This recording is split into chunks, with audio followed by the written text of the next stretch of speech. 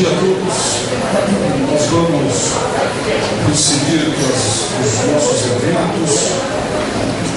Alguns avisos importantes. Aqueles que ainda não participaram das aulas de atualização permanente, os certificados serão entregues na saída, tanto já estão prontos, e na saída vocês já receberão os certificados da aula de hoje. E uma outra informação importante é que nós reformulamos o banner do nosso evento, e agora os inscritos que eventualmente tiverem problemas devem se comunicar com a STI, e por isso nós estamos abrindo vagas remanescentes. Então, por meio da intranet, aqueles que tiverem interesse, há vagas remanescentes, ou de pessoas interessadas que tenham desistido por algum motivo, ou até mesmo pela abertura de novos lugares. Nós estamos tentando equacionar as salas para aumentar o número de participantes. Temos mais de 400 lugares, sala 1629 com presencial e sala 1729 com teleconferência. Hoje nós temos 28 juízes inscritos no presencial e 182 servidores, mais 151 servidores na sala de cima da teleconferência.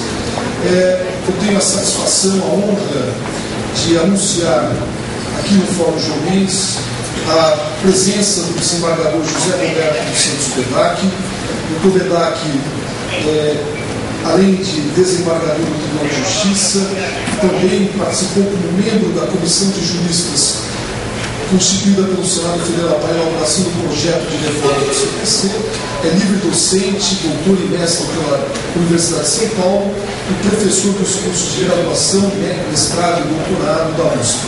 Autor de inúmeros livros e artigos jurídicos, e vai falar exatamente sobre o projeto do novo Código de Processo Civil.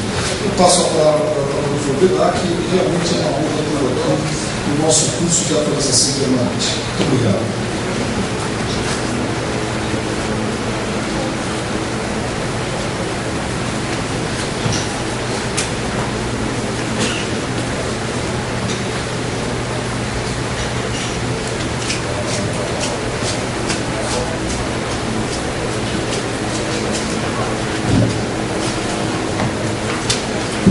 Bom dia a todos. Eu quero registrar aqui, em primeiro lugar, os meus agradecimentos aos organizadores, o Gilson, José Maria, pelo convite formulado. É uma satisfação muito grande estar aqui com vocês para discutir alguns aspectos desse projeto elaborado pela comissão do Senado Federal e destinado com a finalidade de tentar introduzir no sistema brasileiro um código que atenda às nossas necessidades. O nosso código vigente, Código de 1973, é eu diria, um momento técnico processual. Do ponto de vista técnico, o nosso Código de Processo Civil brasileiro representou um grande avanço, porque incorporou inúmeras inovações doutrinárias em termos de princípios, em termos de fundamentos do processo civil, como ciência. Isso contribuiu decisivamente até mesmo para a evolução da ciência processual brasileira.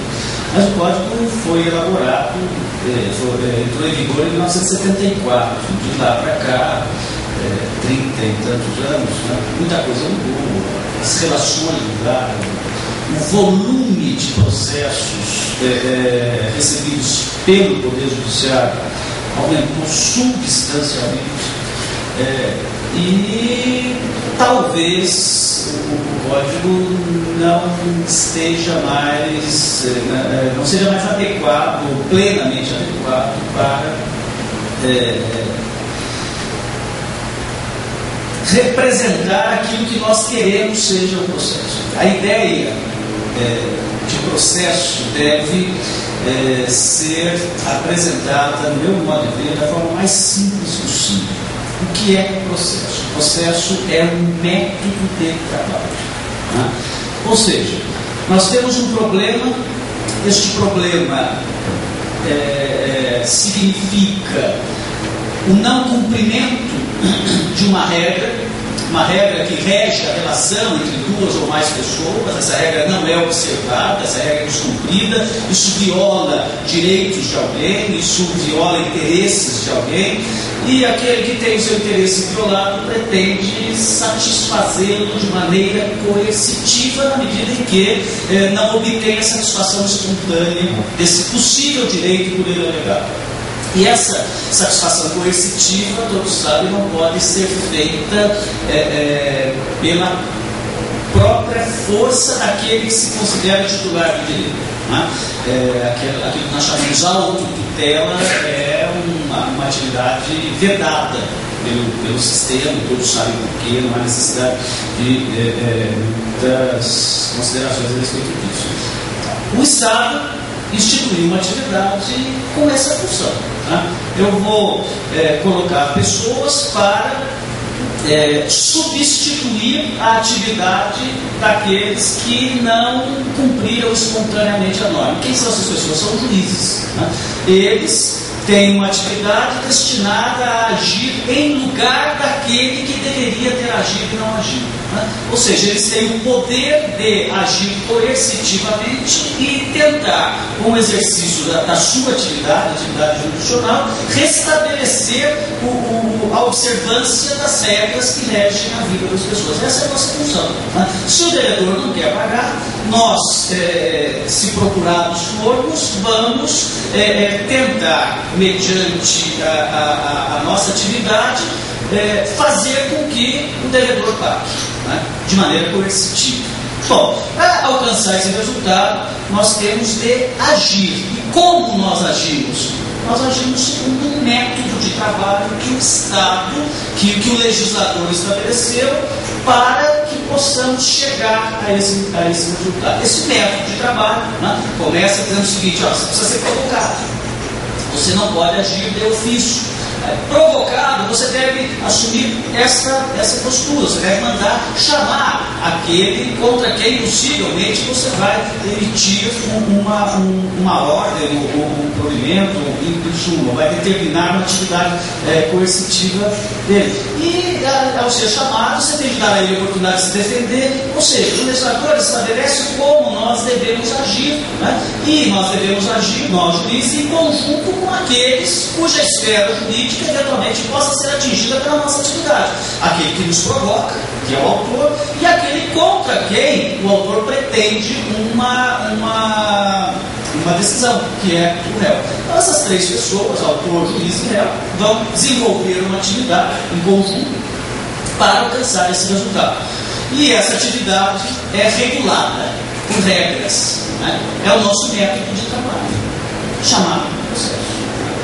Por mais que os processualistas queiram complicar isso, né, e eles fazem isso deliberadamente, eu repito, reitero, e hoje eu posso falar isso, mas se eu falasse isso 10 anos atrás, talvez eu não fosse professor titular da faculdade. Hoje, como eu sou professor titular da faculdade, eu não devo mais obrigação para ninguém, eu posso falar isso com absoluta tranquilidade. O processualista faz isso deliberadamente, porque ele quer estar sempre em primeiro plano no mundo jurídico. Né? Todo mundo tem que precisar do processualista. E para que todo mundo precise do processualista, ele precisa criar um método de trabalho que só ele entenda. Né? Porque aí ele vai ser requisitado e ele vai ter que explicar para todas as pessoas como é que funciona aquele método de trabalho. Então, qual é o seu ideal? É complicar o método de trabalho. Né? Quanto mais eu complicar, menos pessoas vão entender. Se menos pessoas vão entender, mais necessário eu serei. E nós estamos trabalhando com muito afinco para isso. Sabe? E foi o que nós fizemos. Ou seja, um código tecnicamente muito bom, que é o Código 73, ele, em primeiro lugar, foi interpretado pelo processualista de forma tal que ninguém compreendesse o que estava dentro. Né? Então, nós criamos inúmeras teorias, criamos inúmeros princípios, criamos inúmeras coisas. A maior dificuldade na faculdade de um aluno de direito é processo. Todo mundo sabe, ninguém tem processo. Né? Até porque todo mundo vive o direito material no seu dia a dia. Né? As pessoas são casadas, elas sabem quais as regras que regulamentam o relacionamento entre marido e mulher. As pessoas compram, as pessoas vendem, ou seja, tudo aquilo que acontece no direito, nas regras do direito civil, fica mais fácil nós compreender porque nós vivemos aqui. Né? Agora, vai estudar processo, começa a convenção. Pressupostos de admissibilidade do julgamento de mérito, mas que só quem tem contato direto com aquilo sabe o que é. Para quem não tem contato, aquilo são palavras que não incompreensíveis, não é? Então é muito mais difícil. E essa dificuldade ela é aumentada com a participação, com a contribuição do processualista, né? Que quer tornar aquilo mais difícil e ele olha para as pessoas com aquele ar de inteligência, de superioridade. Está vendo? Você é burro e eu sou inteligente, porque eu consegui entender e você não. Essa é a postura. E quanto mais nós complicamos, pior é para nós. Né? Nós damos palestras, nós escrevemos livros, nós vendemos livros, nós vivemos disso. Né? Essa complexidade que é o direito processual e que não deveria ser. O processo é um método de trabalho, deveria ser acessível a todos aqueles que têm noção do direito. Deveriam entender aquilo, né? Com facilidade. Eu não precisaria ser processualista para entender o processo. Né? Eu preciso ser processualista talvez para ensinar o processo, para transmitir os princípios do processo, mas para compreender, porque o processo é algo que é necessário a todos aqueles que vêm buscar a atividade judicial do Estado, porque é o único método pelo qual eles podem obter o resultado desejado. Então, se nós pensarmos na ideia de processo como um método de trabalho, facilita sobremaneira a compreensão do fenômeno. Né? E, evidentemente, tentar fazer com que esse método de trabalho seja simples, não um método complicado. Quanto mais simples, melhor, mais fácil a sua compreensão. Então, em primeiro lugar, quando se pensou na reforma do Código, a primeira ideia que veio daqueles que participavam da comissão, na nossa primeira reunião, foi a seguinte, e até hoje há críticas dessa opção, né? Porque nós dissemos o seguinte: nós não vamos fazer uma revolução no sistema processual brasileiro, não há necessidade dessa revolução. O que nós vamos fazer é pegar o Código de Processo Civil em vigor e tentar adequá-lo à realidade atual do sistema jurídico atual brasileiro, atualizando, eliminando coisas que a experiência demonstrou serem desnecessárias, tá? E tentar simplificar, simplesmente isso, simplificar o sistema processual brasileiro. Essa foi a primeira. Simplificar para quê? Para tentar fazer com que o processo seja mais célere. O grande problema hoje, que nós não conseguimos explicar para a sociedade, é a excessiva morosidade do processo. Ninguém entende como é que uma ação de despejo demora 10 anos para terminar. Isso é inexplicável, é ininteligível. Tá? Então, nós vamos tentar.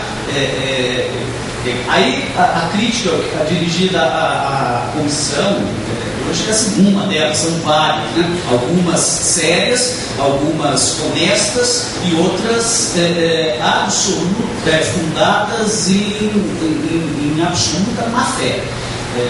Infelizmente, principalmente uma que é dirigida, foi recentemente publicada aí pela Ordem dos Advogados do Brasil, dizendo que o Código de Processo Civil é um código não democrático porque concede excessivos poderes ao juiz. Acho até que a panagem, eu devia tomar uma posição em relação a isso, porque como se nós não tivéssemos sequer condições de, com maior flexibilidade, conduzir o método de trabalho. Se nós não temos condições nem de conduzir o método de trabalho, não temos condições de julgar, de aplicar a regra do direito material caso concreto. Então, apenas porque, por exemplo, o projeto contém uma regra segundo a qual o juiz pode, em determinadas circunstâncias, adequar regras procedimentais à realidade, isso é muito comum acontecer. Né? Por exemplo, hoje há dúvidas sobre como se procede à execução de alimentos, tendo em vista o cumprimento de sentença, tendo em vista as regras do artigo 700 e pouco, foram revogadas, não foram revogadas, a doutrina discute, a doutrina diverge, se aplicam as regras de cumprimento, se aplicam as regras do 700. Isso, como juiz, eu sei que a área de tribunal de família não atuo nessa área, não tenho evidência disso, mas eu sei que muitos juízes estão combinando os dois sistemas, ou seja, as pensões devidas a mais de 3 vezes, aplica-se o cumprimento de sentença, porque não pode, as pensões devidas comportam prisão, então aplica-se o regime antigo. É isso que nós queremos, que o juiz tenha essa liberdade e que qualquer modificação, por menor que seja, em uma regra procedimental, gere aquilo que todo mundo adora, principalmente aquele que vai perder, que é a anulação do processo. Né? O número de processos extintos sem julgamento de mérito nesse país é uma coisa absurda. Por quê? Porque nós estamos preocupados. Quando o processo é extinto sem julgamento de mérito, isso se deve a quê? A um problema, o método não funcionou bem. Né? Se vir sem julgamento de mérito, quer dizer o seguinte: o resultado desejado não foi produzido. Por que não foi produzido? Porque o método tem algum problema no método de trabalho. Nós precisamos acabar com essa ânsia de extinguir processo em julgamento de mérito e procurar, na medida do possível, consertar o método, né? Aceitar que alguns defeitos do método de trabalho podem não comprometer o resultado. Então, a ideia, a ordem diz: não. Os juízes não têm, um professor da faculdade veio de uma audiência pública lá no tribunal, os juízes brasileiros não têm condições de receber esse poder para conduzir o processo, adequar o procedimento a algumas circunstâncias do caso concreto. Isso é muito poder. Agora, eu digo que afirmar isso é má fé, por quê? Porque não se reproduz a regra do projeto na sua integralidade. O que diz a regra? O juiz pode adequar, o juiz pode fazer, desde que submeta a sua possível decisão a um prévio contraditório. Essa é uma inovação que alguns juízes até têm reclamado dela. Nós podemos, em muitas situações, nós temos o poder de agir de ofício, conhecer determinadas questões sem que tenhamos de ser provocados previamente para tanto. Eu posso extinguir o processo por carência da ação, eu posso conhecer uma nulidade absoluta sem ser provocado. Nesse caso, eu posso agir de ofício. E sempre foi assim. Agora, inclusive em relação a situações de direito material, isso é possível. Né? Eu posso reconhecer uma decadência, eu posso reconhecer uma prescrição sem ser provocado para tanto. E muitas vezes as decisões fruto desse poder que o juiz é dotado de conhecer do ofício geram surpresa para as partes. Né? Um exemplo, só para vocês terem uma ideia: um processo termina em primeiro grau com julgamento de mérito, pedido acolhido, julgado procedente pelo juiz.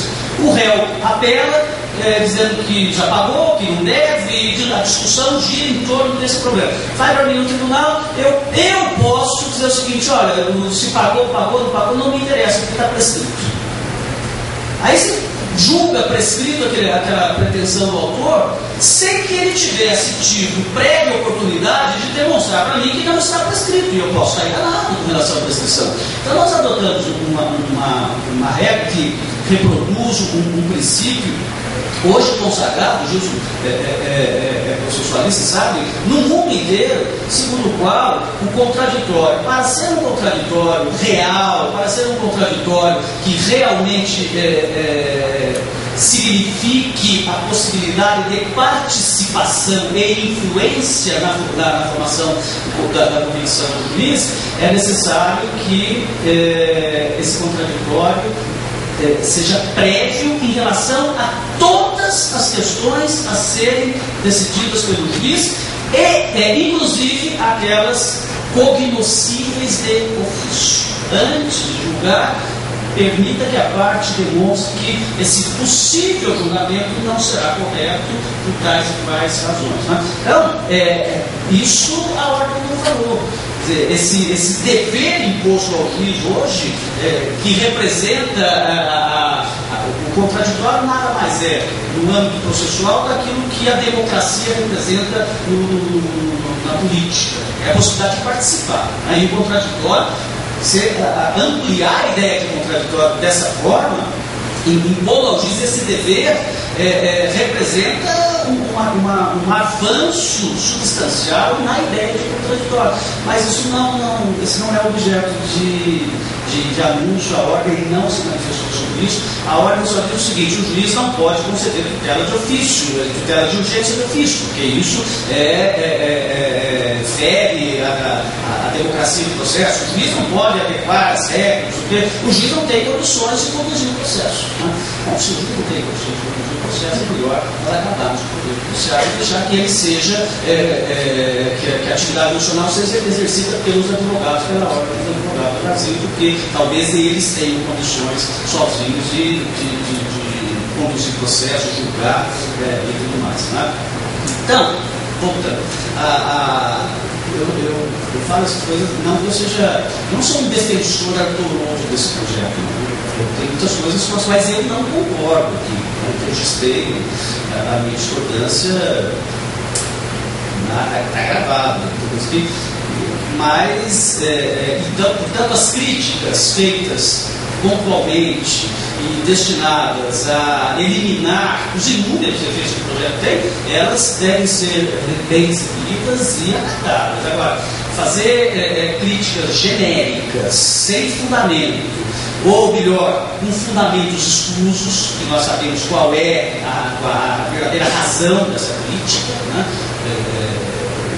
É bom para mim que a minha classe veja que eu estou atacando o poder judiciário supostamente em defesa da minha classe. Então isso vai me render voto e eu posso ser eleito novamente na próxima gestão. Bom, então a ideia foi, no primeiro momento, simplificar. Né? Agora, no momento em que falaram isso, eu disse, bom, é simplificar sem comprometer um aspecto fundamental desse método de trabalho, que é a segurança jurídica. Esse método deve ser simplificado, tem muita bobagem aqui, mas essa simplificação não pode chegar ao ponto de comprometer a segurança. E o que representa a segurança do processo? A segurança do processo é representada, no meu modo de ver, pela possibilidade de efetivo contraditório e ampla defesa. Né? A partir do momento em que nós começarmos a limitar contraditório, limitar ampla defesa, o processo deixa de ser um mecanismo seguro de solução da controvérsia. Né? E essa é, no meu modo de ver, a grande dificuldade para nós, processualistas, conciliar esses dois valores. Né? Porque o processo, quanto mais seguro, mais demorado ele é. Porque eu tenho de garantir recurso de tudo, eu tenho de ouvir tudo a toda hora, a todo momento e tal. Então, ele vai demorar. Agora, quanto mais célere, consequentemente menos seguro ele será. Porque eu vou limitar recursos, eu vou limitar participação, eu vou limitar a prova, Então, nós, processualistas, o nosso grande papel que nós não conseguimos ainda cumprir é conciliar, criar um sistema ao mesmo tempo simples, para que possa ser sério, e que dotado da necessária segurança para legitimar o resultado. Então, quando resolver, vamos fazer, vamos participar, temos de tomar cuidado com esses dois aspectos, celeridade e segurança. E com essas duas, com essa preocupação fundamental, tentar examinar o método de trabalho e verificar se as opções adotadas pelo Código de 73 podem ou não podem, comportam ou não comportam, merecem ou não merecem alterações, modificações, quais as que merecem, quais as que devem ser mantidas. Então aí disseram, bom, vocês não criaram um código novo, vocês simplesmente atualizaram ou adaptaram ou modificaram o Código de 73. Eu digo, nessa linha de raciocínio, o Código Civil de 2002 também não é um Código Civil novo, porque ele, boa parcela dos dispositivos do Código Civil de 2002 são reprodução do Código Civil de 1916, claro. Então, aquilo que, ao ver da comissão, merece ser mantido, foi mantido. Aquilo que não merecia ser mantido, merecia a alteração, foi alterado. Realmente não se criou um sistema novo, porque não existe. Né? As pessoas, vocês não criaram um sistema novo. Qual é o sistema novo? Né? Qual é a grande revolução que você sugere e que não foi adotada pela comissão? Não, aí ninguém fala, ninguém diz qual é. Né? Vocês foram muito conservadores no aspecto da execução. Então, para não sermos conservadores, o que nós deveríamos ter feito? A ponte para mim aí, mais expressamente, quais os pontos que deveriam ser mudados? Ninguém responde efetivamente qual é o grande problema. Aqueles que estão criticando com seriedade, vocês podem publicam um artigo e dizem assim, este ponto não está bom. Não está bom por isso, por isso, por isso, por isso. Aí isso é sério. Porque aí eu vou verificar e eu tenho condições de concordar, de discordar, ou tenho o dever de concordar com essa. Agora, compromete os valores da liberdade, mas onde compromete? A ponte, para mim, qual é o critério? Aí eu vou discutir com você. Então, pois muito bem. Então, na análise desses mecanismos que o código é adotado,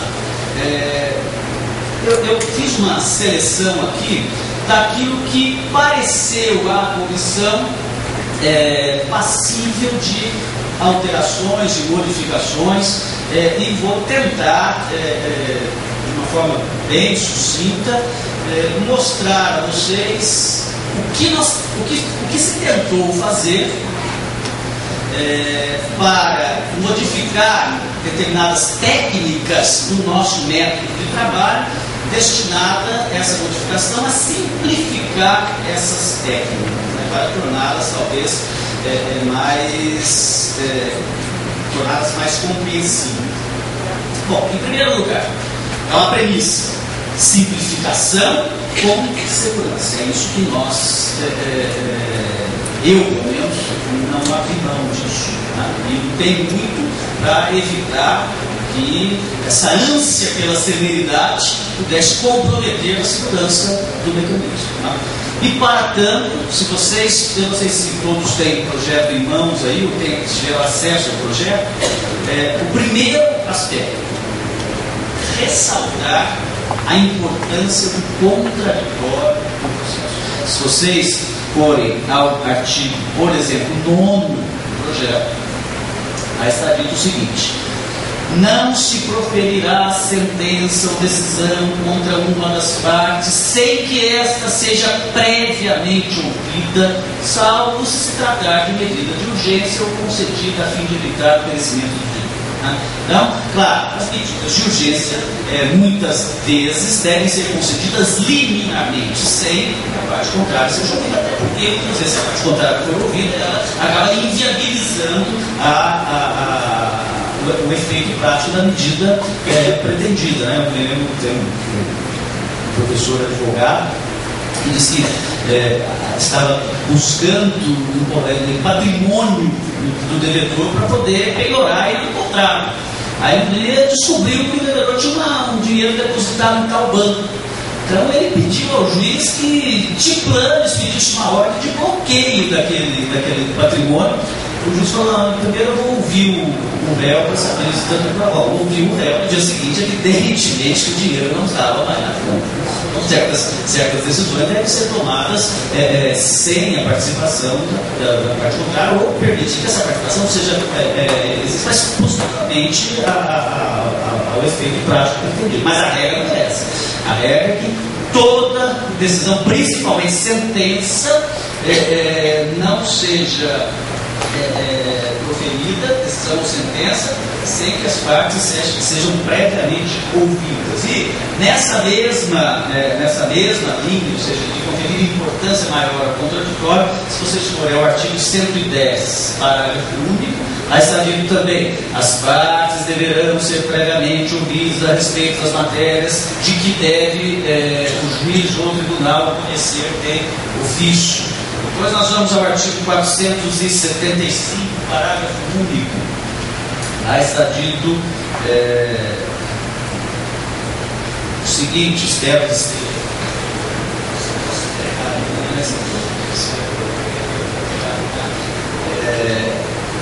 Se constatar de ofício, o 475 trata daquela hipótese em que fato novo pode ser levado em conta pelo juiz ao proferir a decisão, né? Se constatar de ofício fato novo, o juiz ouvirá as partes sobre ele antes dele decidir. São regras, além dos princípios gerais que valorizam o contraditório, são regras que se destinam a criar na mentalidade daqueles que conduzem o processo e daqueles que participam do processo, criar a mentalidade segundo a qual o contraditório é o fator mais importante para a segurança do processo. Então, ele deve ser um contraditório real e não um contraditório meramente formal, né? E a peça mais importante para conferir realidade ao contraditório é exatamente o juiz. A ele compete assegurar, e isso também encontra respaldo já no Código 73 e também no Código do projeto. Ele não pode se limitar na sua atividade a garantir o contraditório, ele tem de participar do contraditório. Isso que nós falamos há muito tempo, hoje é chamado de princípio da cooperação, né? Ou seja, a importância do juiz, o juiz é inerte apenas enquanto não provocado. Mas a partir do momento em que ele é provocado, ele deve sair da sua inércia e participar. Participar de que maneira? Como alguém tão preocupado e interessado no resultado do processo quanto as partes, né? Ele não é um ser, o resultado não é indiferente para o juiz, né? Não existe aquela história de ganhe quem quiser. Eu quero que ganhe aquele que mereça ganhar, aquele que tem razão no direito de matéria. E para isso eu vou procurar desenvolver a minha atividade destinada com o objetivo de alcançar esse resultado. E se precisar, por exemplo, suprir determinadas omissões da parte, quanto à formação do conjunto probatório, determinar a prova, eu acho que eu preciso dessa prova, essa prova vai esclarecer, eu vou dar, mas a parte não pediu, não tem problema, eu tenho o poder de determinar a realização dessa prova. Porque a parte do advogado dela pode ser inepto, mas eu vou suprir essa. Você é imparcial. Não, você perde a imparcialidade. Não perco, não. Eu não estou favorecendo ninguém indevidamente. Eu não recebi dinheiro, eu não sou parente, não sou nada dele, não estou agindo de forma imparcial. Eu estou agindo de forma a fazer com que o processo atinja o resultado pretendido. E qual é o resultado pretendido? É que ele seja mais próximo possível daquilo que deveria ter ocorrido, não fosse necessário o processo. E, portanto, eu vou desenvolver a minha atividade de forma ativa, né? E não me transformar num mero espectador daquilo que está acontecendo no processo. Então, o contraditório é fundamental e o juiz deve não só zelar pelo contraditório, como participar ativamente do contraditório. Eu sei perfeitamente que falar isso para um juiz que tem sob sua administração 10 mil processos, 8 mil processos, 7 mil processos, não é tão simples e não é tão fácil agir dessa forma, né?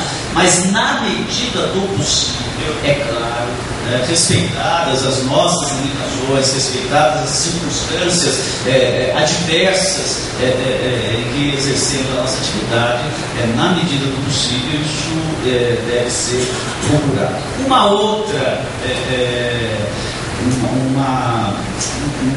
outra ideia que norteou, e o código, segundo a professora Ada, o fez de maneira ainda insuficiente, foi prever em determinados dispositivos, artigo 107, inciso 4, artigo 134, incentivar a ideia da conciliação, a ideia da mediação, que nada mais são do que mecanismos alternativos de solução das controvérsias, somados esses dois mecanismos, a arbitragem, porque nós, e o professor Casulo tem absoluta razão quando diz isso, o Estado, representado pelo Poder Judiciário, representado pelo juiz, não tem condições de absorver todas as demandas. Não adianta aumentar o número de juízes, não adianta aumentar o número de funcionários, nós temos de procurar mecanismos alternativos. E os mecanismos alternativos devem ser incentivados, como mediação, como conciliação, como arbitragem, né? Além de alterações profundas na estrutura do Poder Judiciário. Nós temos que conversarmos agora, não tem sentido um juiz de direito administrar o fórum jurídico. Não tem sentido. O juiz para administrar o fórum. Para começar, não pode ser, acho que um só não consegue. Deveria. Então, uns 10 juízes para administrar isso aqui. E só para administrar isso aqui. Porque eu sei que quem fica encarregado de administrar isso aqui não tem condições de decidir, de julgar, de exercer função profissional. Então, nós temos que abrir mão de determinadas atividades que não são inerentes à nossa função, né? Delegar isso para terceiro, pessoas especializadas. Então, o Fórum Jurídico merece um administrador e não um juiz para exercer isso nas horas vagas, né? Como se ele tivesse condições em horas vagas para exercer a administração. É necessário uma revolução administrativa no Poder Judiciário também, né? Mas isso não é um problema do Código de Processo. O Código de Processo que nós podemos fazer é propor e incentivar mecanismos processuais alternativos ao processo estatal, como, por exemplo, mediação e conciliação. Depois, aquela ideia de reforçar a participação do juiz no contraditório, ela foi, dentre outros dispositivos, foi conferindo a nós juízes, aos juízes, né, a possibilidade de adequar o procedimento, como no artigo 107 e artigo 151, parágrafo 1º. Esses dois dispositivos constituem exemplos de, talvez, uma ampliação de poderes conferidos ao juiz, mas é claro, evidentemente, que não poderes de ignorar regras procedimentais, de violentar contraditório. Não é nada disso, é apenas, se vocês quiserem, por exemplo, o artigo 107, só para ter uma ideia, e o importante, o mais importante não é nem o início do dispositivo, mas o que está ao final dele, né? O artigo 107 diz que, né? Achou isso? O juiz dirigirá o processo conforme as disposições desse código, incumbindo-lhe, entre outras coisas, adequar as fases e os atos processuais às especificações do conflito, de modo a conferir maior efetividade à tutela do bem jurídico.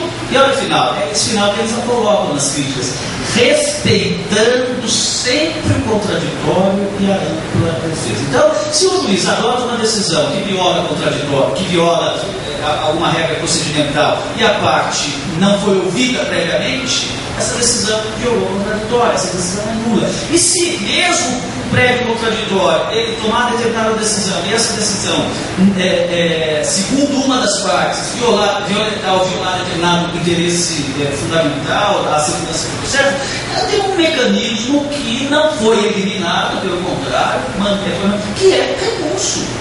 Recursos, os tribunais estão aí, aliás, na audiência pública, esse professor da faculdade disse que não é possível que decisões judiciais não sejam controladas pelos tribunais. Os tribunais têm que controlar todas as decisões judiciais. Em primeiro lugar, o tribunal continuará controlando todas as decisões judiciais. Em segundo lugar, afirmar que o tribunal tem condições de conduzir o processo e o juiz não tem, é uma coisa paradoxal, porque o juiz amanhã vai estar no tribunal, né? E eu estou no tribunal e posso assegurar para vocês o seguinte: essa verdade de que o tribunal tem melhores condições não é absoluta. Ou seja, há muitos integrantes dos tribunais que talvez não pudessem ser juízes de primeiro grau, estão lá, não sei porquê. Como acho muitos juízes de primeiro grau e tem absoluta condição de estar no tribunal. Isso é uma sequência natural para você fazer. Então, legal, o tribunal tem condições, o juiz não tem condições. É bobagem. De qualquer maneira, se o juiz fizer alguma coisa que alguém da parte está errada, a parte recorre. Existe recurso contra qualquer decisão judicial. Então, vamos ser honestos nas nossas críticas, né? E o artigo 107, inciso 4, bem como o artigo 134, que também vai nessa mesma linha. Cada tribunal pode propor que a conciliação. 151, parágrafo 1º, 134 é da conciliação. 151, parágrafo 1º, diz o seguinte: quando o procedimento ou os atos a serem realizados revelarem inadequadas as peculiaridades da causa, deverá o juiz, ouvidas as partes e observados o contraditório e a ampla defesa, promover o necessário ajuste. Vejam, a ideia de contraditório está presente toda vez que se concede ao juiz um poder que fuja assim, a normalidade do procedimento. Né? Pois muito bem. Também procuramos, agora, numa tentativa de simplificação, adequar o conceito, ou melhor, não é adequar, tornar compreensível o conceito de sentença. Porque o conceito de sentença para o nosso sistema é muito importante na medida em que o sistema recursal está construído com base na ideia de sentença e de decisão interlocutória. Né? À medida em que, aliás, a nossa sugestão, minha e da professora Tereza Albim, era acabar com essa duplicidade de um recurso só. Um recurso de apelação. Né? Procedimentos adequados às circunstâncias, mas isso não foi recolhido, nem pensado. Não, vai tirar agrava. Então, não tivemos agravo contra a decisão interlocutória e a apelação contra a sentença. Hoje, o conceito de sentença a modificação do conceito de sentença por força da Lei 11.232, ela criou um conceito de sentença absolutamente incompreensível, ou pelo menos um conceito de sentença altamente polêmico. É tão polêmico que, se vocês abrirem 3 livros de processo civil, vocês vão encontrar 3 ideias diferentes do que vem essa sentença. Caramba! E cada um conceitua a sentença segundo a interpretação que faz dos artigos 162, 267 e 269. E como essa interpretação, para interpretar um artigo sozinho já é complicado, se interpretar 3 e conciliar os 3 fica mais difícil ainda. Então, o artigo 162, parágrafo 1º, de sentença é o ato que implica alguma das situações do artigo 267 e 269. Né? Aí já começa a dificuldade, porque a construção da frase está errada. Não é o artigo, não é a sentença que implica o 267 e 269. 269 e 267 que implicam uma sentença. É o contrário. Né? Essa é uma questão de português. Né? E português não é mais uma coisa importante no Brasil, vocês sabem disso, passou a ser uma questão de menos importância, então não tem problema, né? Então, mas de qualquer maneira, interpretar o conceito de criar o conceito de sentença hoje é muito difícil, né? Eu me lembro que nós agora não temos mais uma presidente, nós temos uma presidenta, né? Eu acho que o Fórum João Miller Júnior deveria ter uma gerenta para poder administrar bem. Bom, sentença é o ato que implica algumas das situações da ajuda. Aí, no artigo 267, extingue-se o processo sem resolução do mérito. Então, sentença é o ato que implica a extinção do processo sem resolução do mérito. Aí eu vou no 269, a resolução do mérito. Então, sentença é o ato que resolve o mérito. Uma interpretação literal, sentença é o ato que extingue o processo sem resolução do mérito, ou sentença é o ato que resolve o mérito, extinguindo ou não o processo.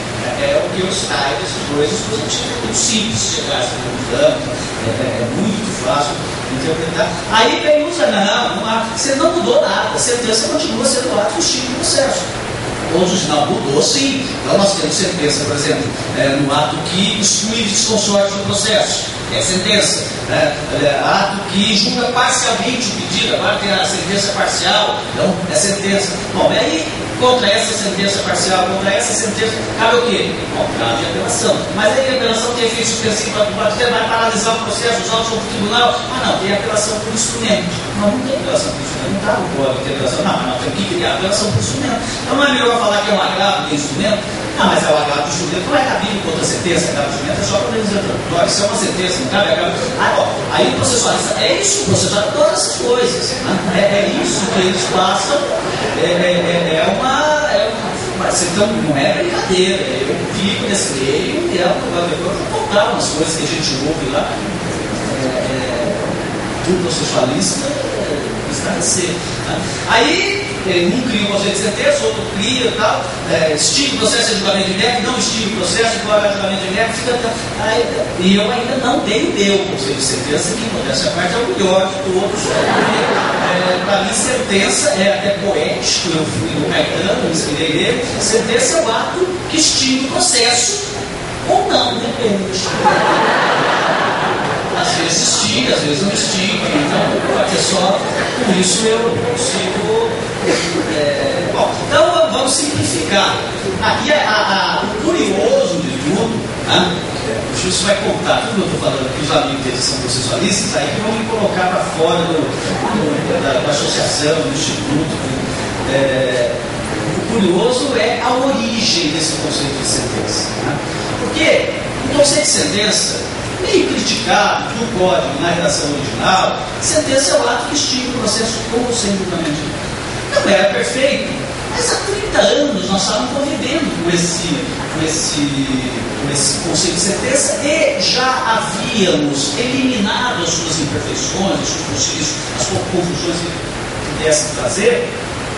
E confusão no conceito de sentença gera confusão no sistema recursal, todo mundo sabe disso. Eu interponho agravo contra algo que é sentença, interponho apelação contra algo que é decisão interlocutória, aí o tribunal tem que aplicar o princípio da fungibilidade recursal. E vocês sabem que o tribunal não gosta muito do princípio da fungibilidade recursal. Né? Os tribunais, principalmente os tribunais superiores, lá não existe o princípio da fungibilidade. O que eles querem é...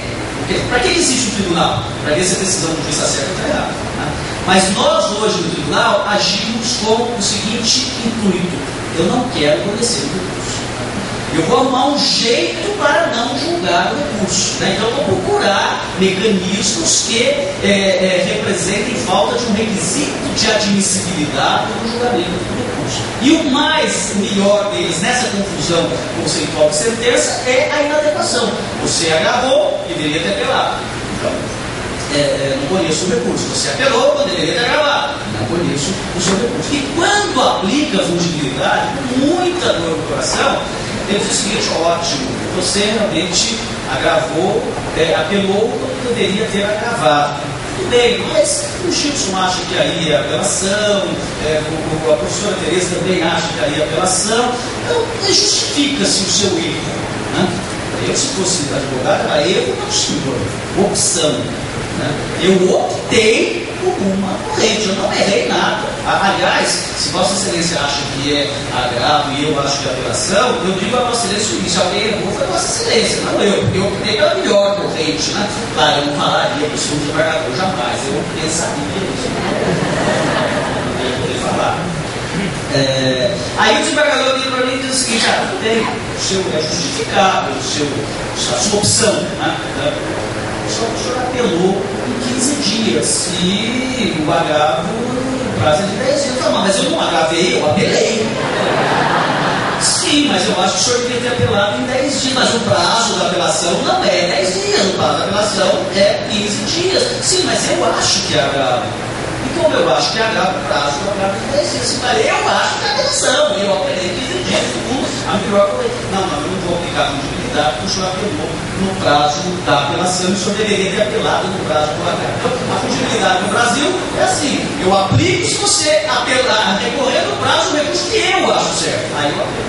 Senão, esse raciocínio não tem nenhuma consistência. É de uma falta de lógica paradoxal ao extremo. Né? Mas é assim. Então, nós tentamos.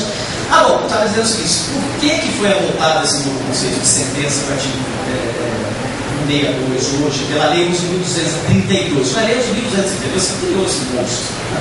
E eu sei que eu estava lá no dia em que fizeram a reunião, né, para mudar, vamos fazer uma reunião para o novo conceito de sentença. Aí vai todo mundo para Brasília, para, e para criar um. Aí havia 10 opções, escolher a pior delas, foi essa do atual.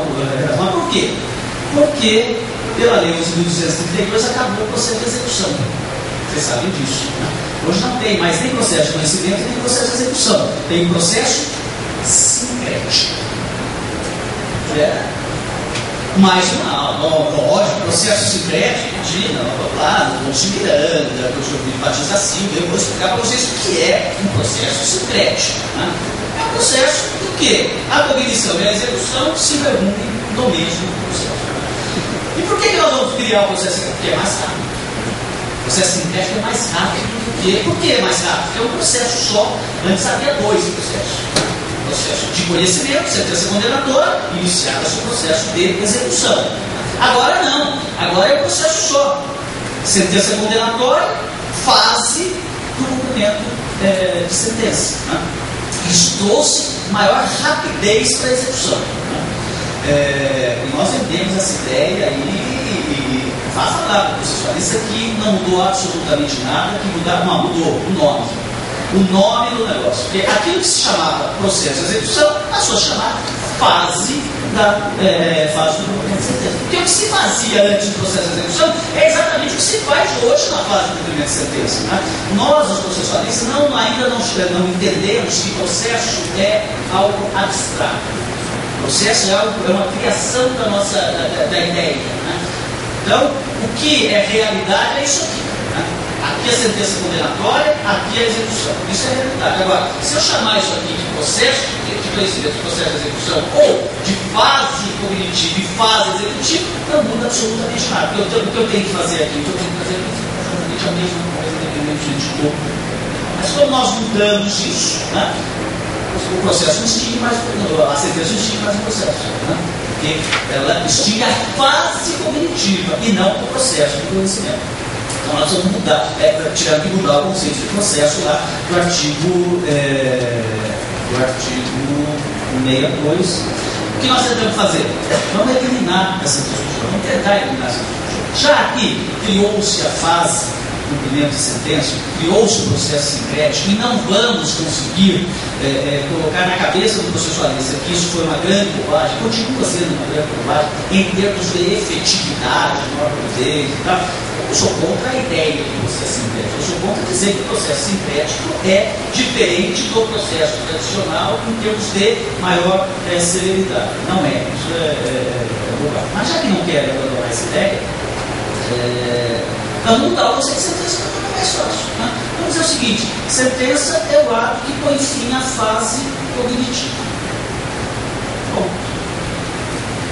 todas as decisões, cada discussão, o conteúdo é de mérito, não é de mérito, cada discussão, se pôs fim à fase cognitiva, né? Ainda que haja antes outras decisões de mérito, não é sentença de decisão interlocutória. Aí resolve o problema do recurso. Ou seja, contra tudo que foi decidido antes de terminar a fase cognitiva, você vê decisão interlocutória, acaba. Então, aí é uma outra coisa que eu vou falar. Caberia grave. Contra aquilo que contra aquele ato que decide, coloca fim à fase cognitiva, a partir de agora é fase executiva, é sentença, portanto, o recurso é apelação. Acabou. Na verdade, nós retornamos à ideia anterior, sentença ao processo, como não é mais processo, agora é fase cognitiva. Né? Foi isso e. Aliás, a redação desse artigo foi uma proposta minha. E eu só estou falando isso para vocês porque em todas as considerações feitas ao anteprojeto não tem nenhuma crítica a esse conceito de sentença. Então eu falo, esse aí foi meu. Se tivesse sido, eu não contaria que a autoria dessa redação foi evidentemente que eu ia omitir isso, né? Não ia contar. Mas como não houve crítica, pelo contrário, eu hoje falo, eu assumo a paternidade. Eu só vou assumir paternidade naquilo que for aceito. O que não for aceito, eu vou dizer que foi de um dos outros 10 membros da comissão. Bom, aí eu disse, com isso nós vamos resolver, tentar simplificar o sistema recursal, para evitar equívocos. E no sistema recursal, vamos também tentar reduzir um pouco os recursos, principalmente aquilo que aflige o juiz de segundo grau, que é o agravo. O número de agravos de civis, principalmente aqui em São Paulo, é muito grande. Aí nós vamos fazer o seguinte: acabar com o agravo. Ele tem, por exemplo, decisões proferidas em execução, e tem gente acabar o agravo contra essas decisões. Porque se acabar o agravo, aquela decisão, a ideia é essa: as decisões do juiz não são mais passíveis de preclusão, elas não precluem mais. Né? E, portanto, elas podem ser impugnadas na apelação. Vamos deixar tudo para o final. A ideia geral é essa. Vamos deixar tudo para o final. Na apelação. Bom, mas há certas decisões que não podem se submeter a esse regime. Né? Todas as decisões proferidas na execução, no processo de execução, na medida dessa execução, ou na fase de contrato. Porque não vai ter a apelação afinal. Normalmente não tem. Né? Então, como é que a parte vai levar o problema lá? Discussão sobre a penhorabilidade do bem, discussão sobre o valor, né? Tudo isso tem que ter recurso.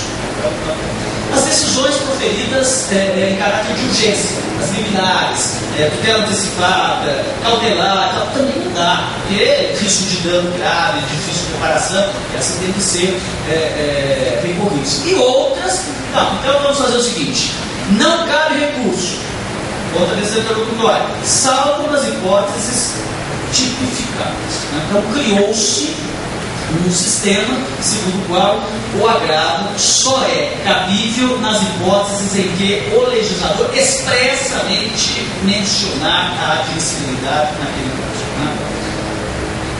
Todo mundo super satisfeito, os outros criticando, assim, não, aí vocês estão já violando o contraditório, não pode agravar. Não pode agravar aqui, mas vai poder suscitar o problema lá no final e tal, e aquela polêmica. Aí nós fizemos isso em uma base estatística. Segundo a nossa onisciência. Aí eu fui fazer um levantamento no meu gabinete, e lá nós fizemos assim: quais são dos 900 agravos pesquisados lá nos últimos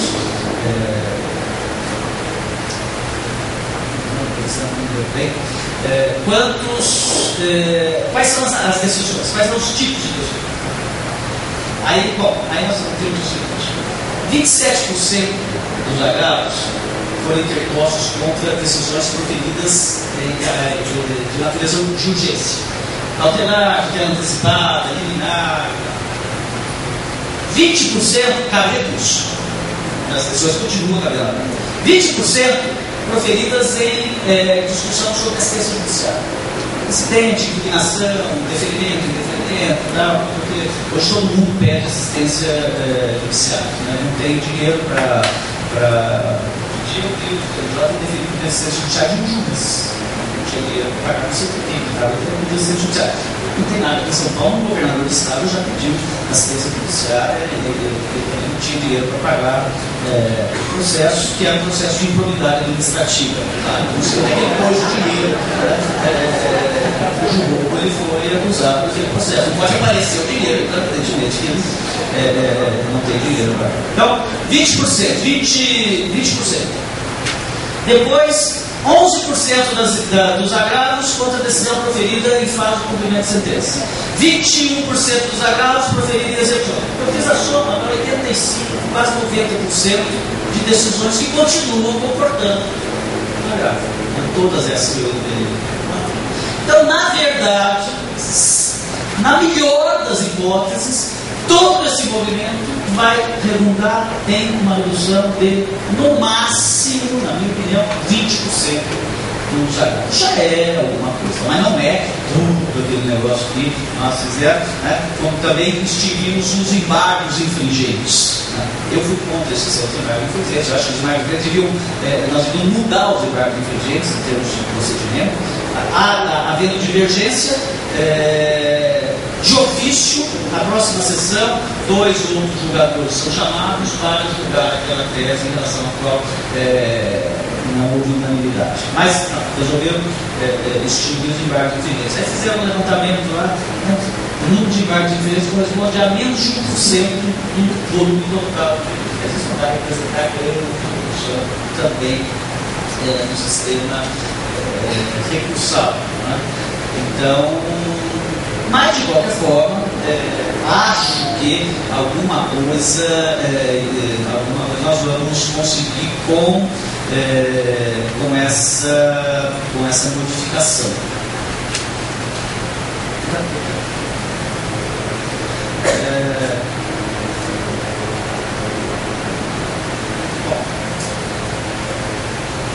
Nessa sequência de termos de sistema recursal, uma outra coisa que se tentou foi eliminar algo que hoje existe como regra no sistema processual brasileiro.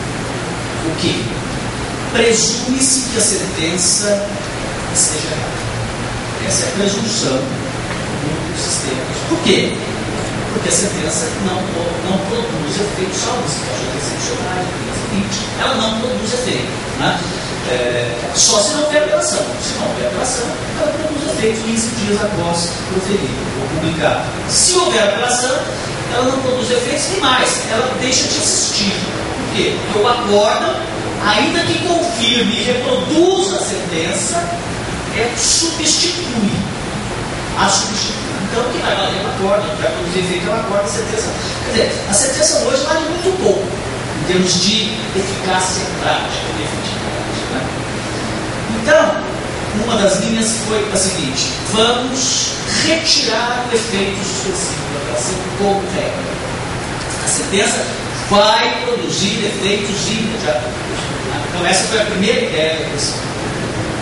Fizeram lá. Aí, ponderou-se o seguinte: a ordem da comissão, que coitado, está numa situação terrível, porque ele estava lá representando a ordem dos advogados, é conselheiro da ordem dos advogados do Brasil, e agora tem essas críticas todas da ordem dos advogados contra a comissão. Isso você tem a demissão imediatamente da função dele na ordem, porque ele deve cumprir aquilo que for determinado a ele pelos seus chefes. Mas aí vai acontecer o seguinte: tudo bem, um juiz lá do norte, do nordeste, um juiz lá de Roraima, por exemplo, Roraima, como eu gosto, o juiz de Roraima profere uma sentença e ela é imediatamente eficaz. Né? Aí ela produz até o advogado, ia ao tribunal, pedia um efeito suspensivo, não sei o que, já estava um desastre, já tinha todo o dinheiro já foi retirado, já foi gasto, todo o dinheiro já subiu. Isso não. A gente sabe que isso é perfeitamente possível. Pode acontecer, claro. Então, temos de criar um mecanismo para evitar esses possíveis desastres. Aí o mecanismo que criaram foi o seguinte: o recurso não tem efeito suspensivo. Todavia, a eficácia da sentença só se produzirá no momento em que o relator examinar a admissibilidade do recurso. Quando o relator examinar a admissibilidade da apelação e considerá-la admissível, ele vai mandar a mesa para julgar. Quer dizer, na verdade, o que não vai produzir, o que vai produzir efeito é a sentença, é o acordo, porque aquilo lá vai ser julgado 15 dias depois.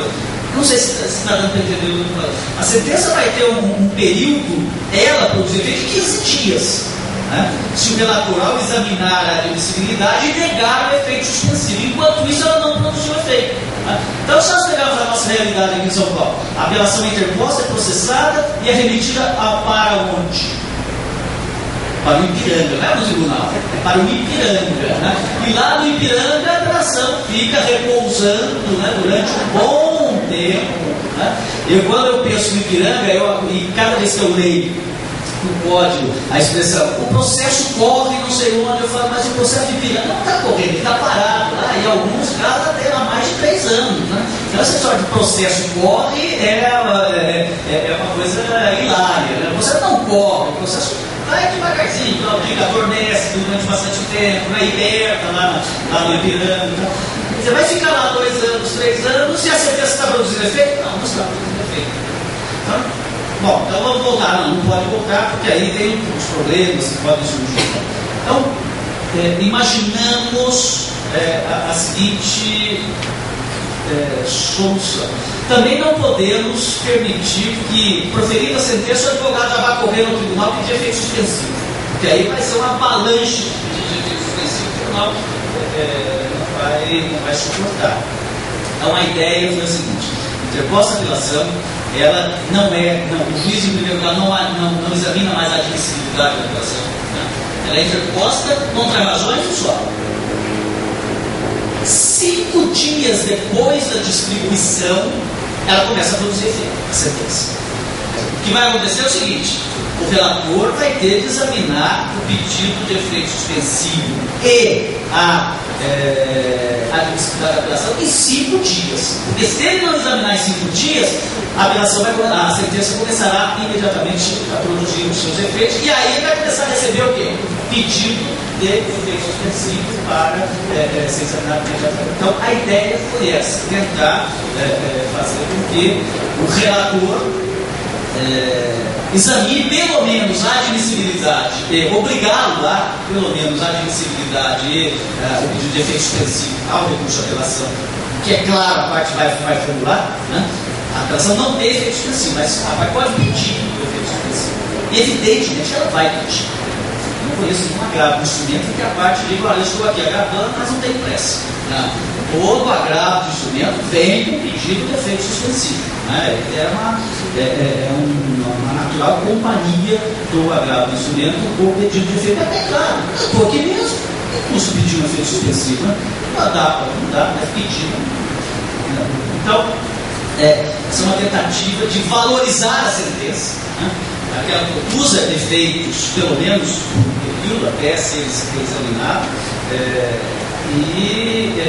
mas também não gere um risco muito grande de dano. Bom, tentou-se valorizar muito a ideia da instrumentalidade da forma do processo. Essa é uma briga muito velha que eu tenho com os processualistas em geral.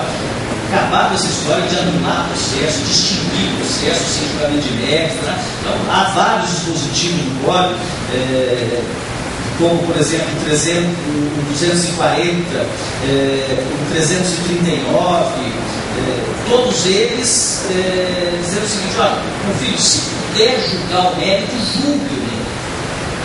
Não vem com essa história de, bom, agora eu vou extinguir por falta de interesse processual. Agora não é legal, você já devia ter extinto no começo, porque o preliminar deve ser examinado aonde? No início, senão não chamava preliminar. Né? Preliminar tem que examinar lá. Problema de irregularidade do processo. Agora, depois de 5 anos, já foi produzida a prova. Você vem com essa história de extinguir sem julgamento por falta de interesse processual, porque na verdade ele não deveria ter proposto ação monitória, deveria ter proposto ação condenatória. Não, agora você já tem monitória, já tem embargo, já examinou o médico, você vai extinguir porque não cabia monitória. O negócio já não adianta nada, né? Então, o monitório é um instrumento, não sei em primeiro lugar, você tem recebido muito no monitório.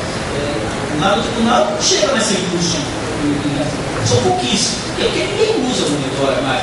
Foi uma invenção do processualista que não serviu para absolutamente nada. Quer dizer que a monitória gera um título executivo com maior rapidez, gera se o réu for rebelde. Porque se ele não for rebelde e embargar, ele é um procedimento comum. Né? E se ele for rebelde, tanto faz monitório como processo de conhecimento, presunção de veracidade, tem diferença substancial nenhuma. Aliás, curiosamente, na carta do monitório, eu falei isso com um amigo processualista, ele falou, não, mas você está se esquecendo do seguinte, o réu pode pagar. Eu falei, por que ele vai pagar? Só porque é monitório ele vai pagar? Não, porque tem uma pesquisa na Alemanha, onde tem monitória, que 70% dos réus de monitória na Alemanha pagam quando citados, porque lá tem uma certa isenção. Aí eu falei, mais ou menos a mesma cultura, né? O mesmo o alemão e o brasileiro. Vamos criar a monitória na esperança de que o réu brasileiro se comporte como o réu alemão e pague assim que receba. Assim que paga de execução, vai pagar a monitória. Né? Por isso que eu brinco que a monitória, para mim, é exatamente como o segundo casamento. É o triunfo da esperança sobre a experiência. A gente sabe que não vai dar certo, mas isso é aquilo. Né?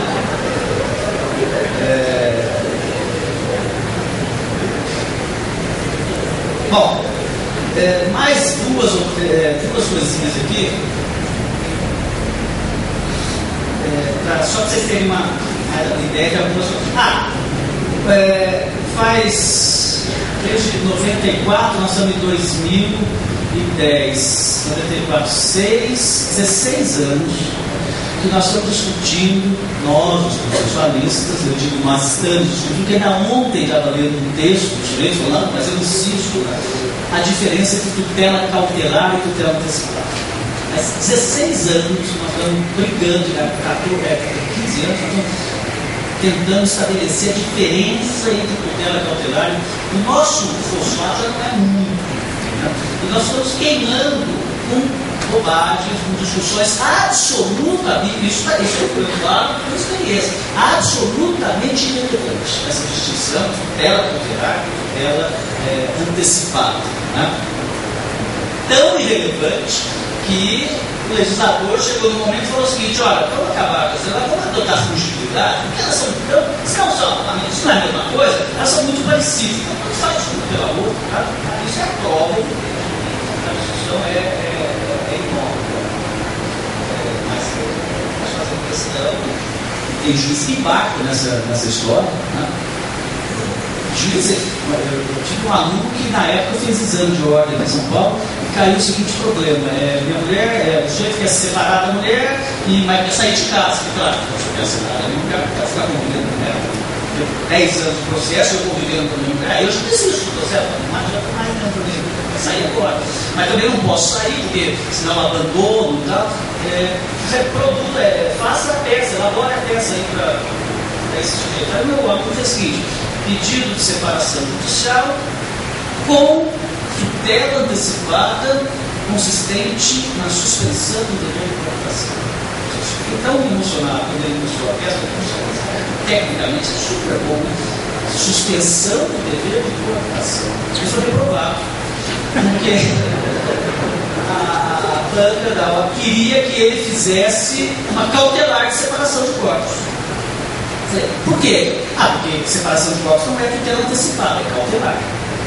Eu falei, não, se há diferença, A separação de corpos é um exemplo típico de antecipação do processo, antecipando o efeito da sentença de separação judicial, que é exatamente o que o Barão falou: suspensão do dever de implantação. Não pode, recorreu, licitou, piorou ainda, aí não está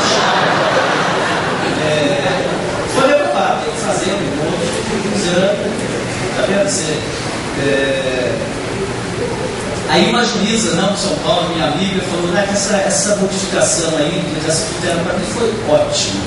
Por quê? Eu sou juíza de família, eu extingui 300 separações de corpos que tinha na minha casa, porque não tem mais, não é processo, falta interesse processual para a separação de corpos, e vai pedir uma própria separação judicial. Eu falei, bom, se essa juíza, minha amiga, vinha fazer exame de ordem, você pode ser reprovado.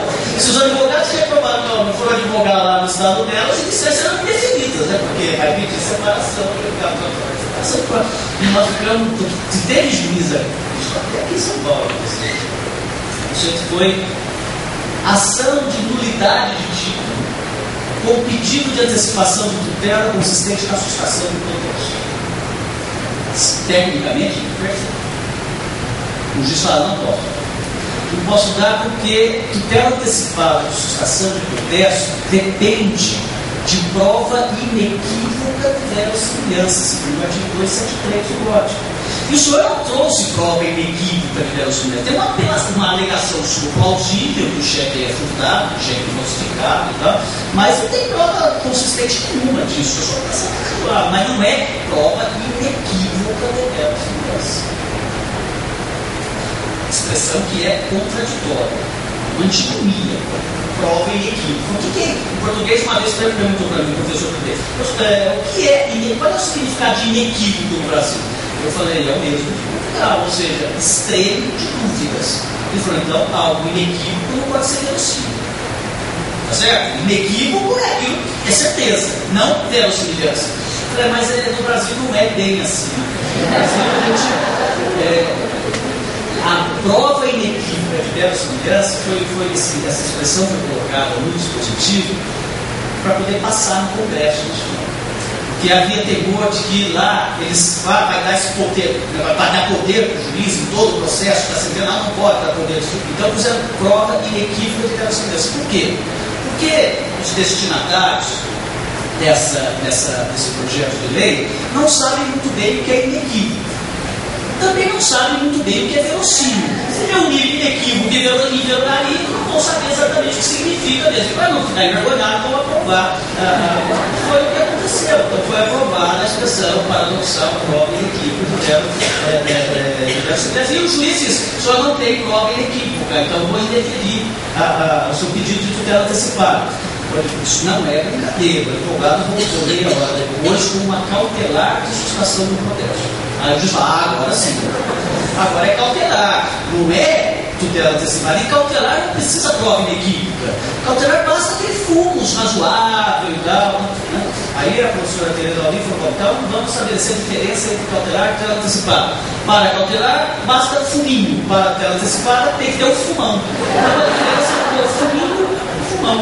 Tutela antecipada. Bom, o projeto tentou acabar com essa discussão toda. Criou um capítulo dizendo o seguinte: as tutelas de urgência podem ser cautelares ou antecipadas. Tá? As regras são essas, para ambas, tanto cautelar quanto antecipada. Algumas especificidades da cautelar, algumas especificidades da tutela antecipada estão tratadas ali. E o juiz pode dar uma ou outra a qualquer momento para evitar risco de dano grave profissional. Ponto. Então, não tem mais sequestro, não tem mais arresto, não tem mais nada. São 20 artigos só, no máximo, regulando o poder geral conferido ao juiz de conceder com tutela antecipada, com tutela cautelar, de acordo com a circunstância do caso. Na minha opinião, facilitou sobremaneira a compreensão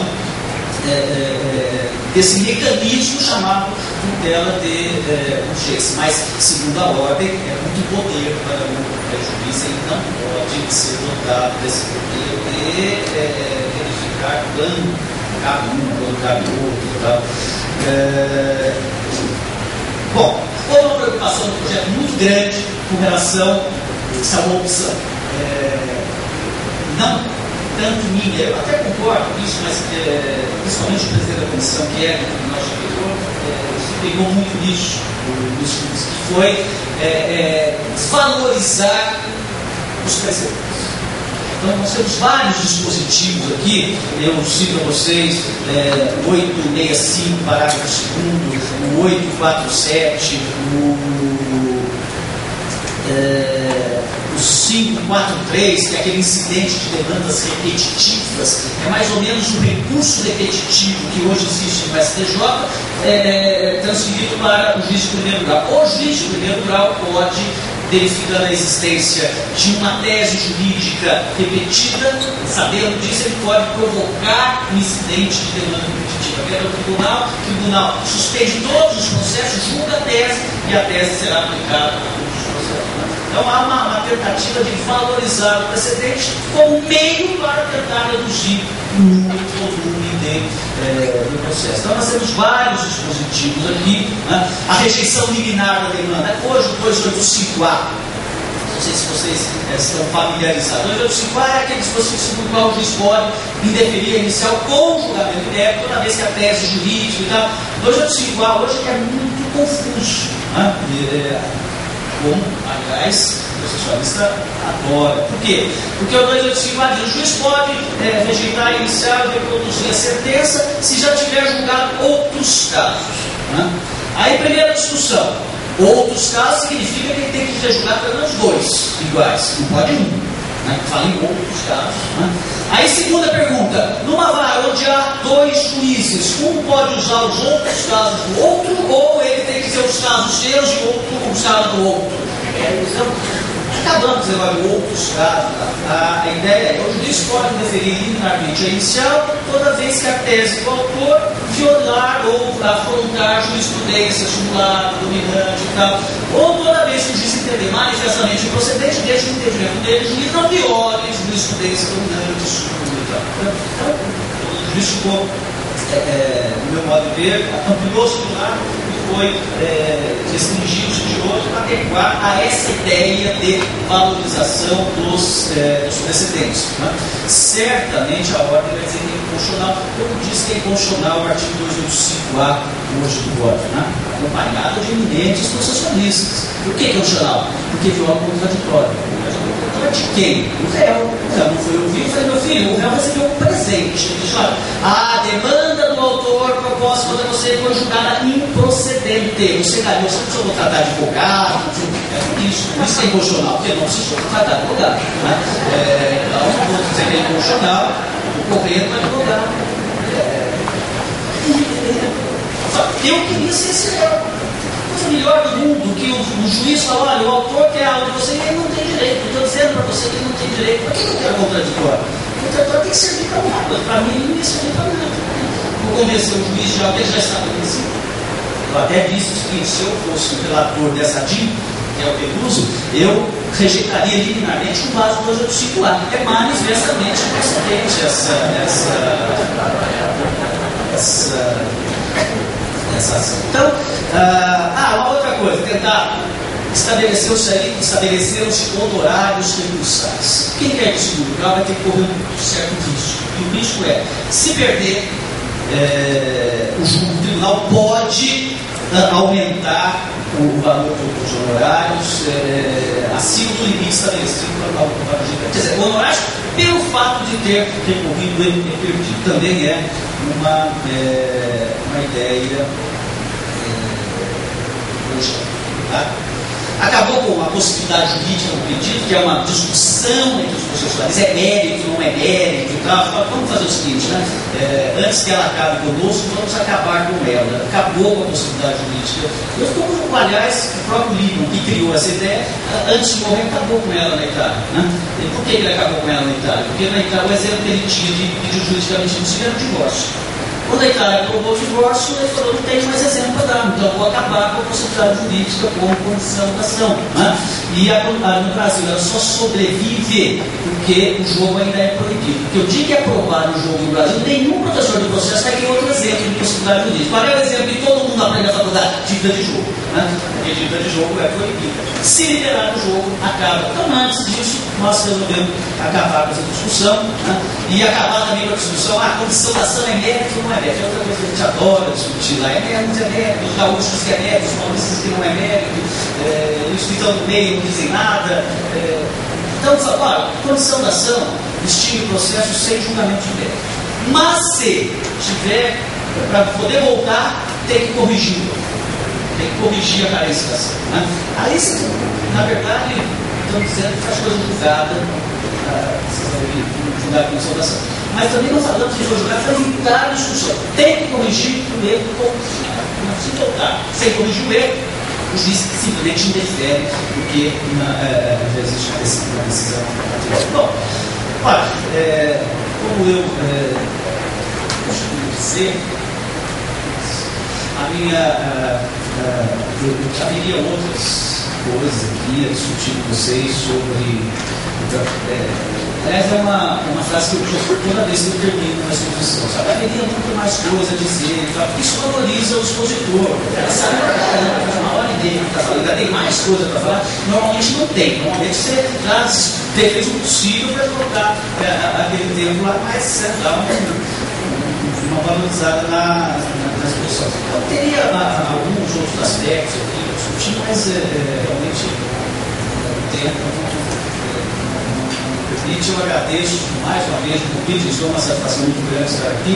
Espero que essas ideias sejam suficientes para dar a vocês uma noção daquilo que se propõe com esse projeto de código, cuja aprovação espera-se ocorra nos próximos 10 anos. Eu tenho certeza que daqui a 10 anos alguma coisa vai ser aprovada. Muito obrigado.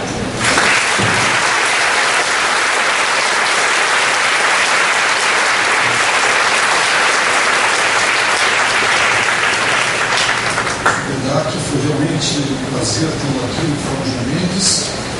O senhor conseguiu trazer uma noção importante do código. Enfim, todos aproveitaram muito e eu tenho certeza.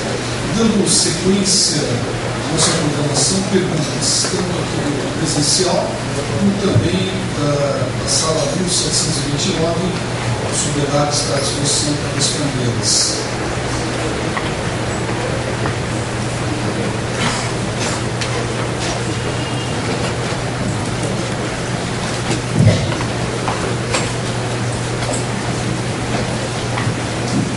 Boa tarde, senhor da comunidade, senhor presidente da mesa e senhores senhores. Eu pergunto ao senhor como é que ficou o agravo retido nessa reforma? Não tem mais agravo.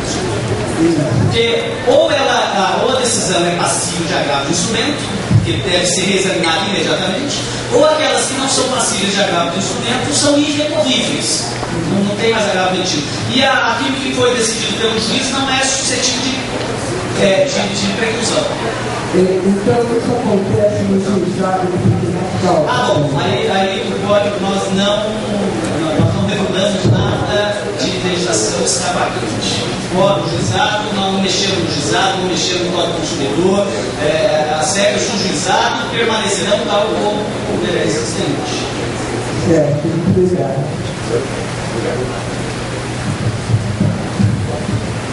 Excelência, eu gostaria de indagar,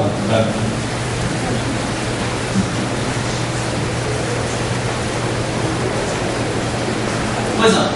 gostaria de indagar sobre a tutela de evidência. Se eu falasse brevemente. É uma outra ideia muito controvertida, porque também dá muito poder para o juiz. Acho que a mulher mais ousada que eu vi no código da tutela de evidência. Não acho que é ousada, não. Ela Eu concordo com ela. Eu também concordo. Eu também acho que ela. Eu acho que vai ser Tanto é que a força dela sai no monitor. Isso sim foi uma grande coisa.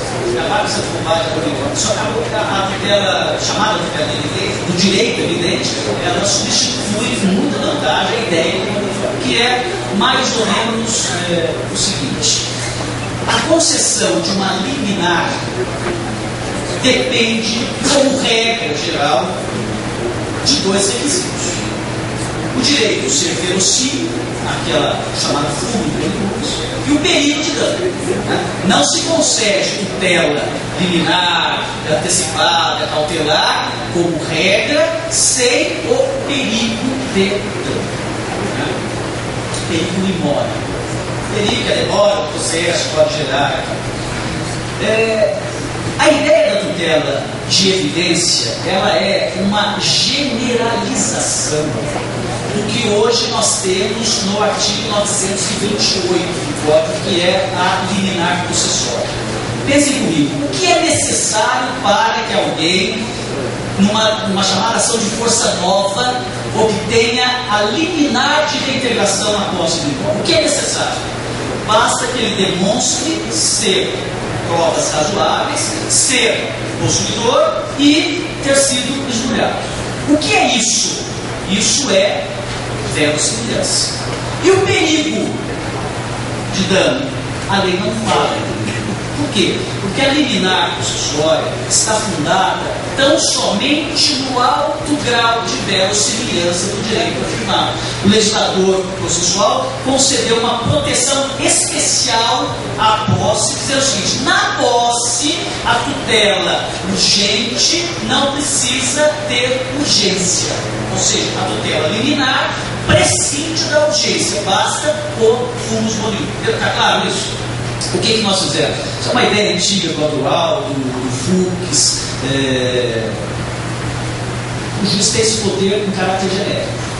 Toda vez que a pretensão do autor estiver fundada em provas razoáveis que confiram a essa pretensão um grau elevado de verossimilhança e a contestação oferecida pelo réu não comprometa essa verossimilhança, o juiz pode, independentemente da existência de risco de dano grave, de difícil reparação, antecipar os efeitos da tutela constitucional de um direito que não corre risco, mas é tão evidente que não foi, que nem a contestação conseguiu comprometer essa evidência. Então vamos antecipar. Não é justo que o ônus da demora, nesse caso, seja suportado pelo autor, que tem um direito evidente, numa situação em que o réu não tem direito evidente. Então vamos inverter o ônus da demora. Entendeu? A demora vai ser suportada pelo réu e o autor vai poder usufruir dos efeitos do seu direito evidente desde o início do processo, independentemente do risco de dano grave do juiz de reparação. Essa é a ideia da tutela de evidência. Existe alguma possibilidade no sistema processual de gravar a eficácia da tutela de evidência? Não, é grave. Essa questão é grave, porque direito específico e tal. Agora, uma outra coisa aqui, essa reforma, se aprovada for, só pode funcionar se houver uma mudança de mentalidade, principalmente de nós juízes, quanto à aplicação dessas regras. Né? Porque se, por exemplo, naqueles poucos casos, como eu disse, em que não cabe agravo, se os tribunais começarem a admitir mandado de segurança como substitutivo do agravo, aí, quer dizer, se a gente não mudar a cabeça, desprezar formalidades e tal, aí nada funciona, não há lei que resolva. Eu praticamente acho que se esse código, tal como ele existe hoje, fosse aplicado de forma menos formalista, mais inteligente, esse é o problema, inteligência, ele seria, ele permitiria um processo mais sério. Né? Então, muitas coisas nós tentamos deixar bem claro. Mas se houver má vontade, aí não há código, não há método de trabalho para refletir. Eu tenho. Meu nome é Laír. Eu no 17. Mas. Eu professor. Ouvir voz e não ver, eu fico meio com medo. Eu não durmo à noite. Fala.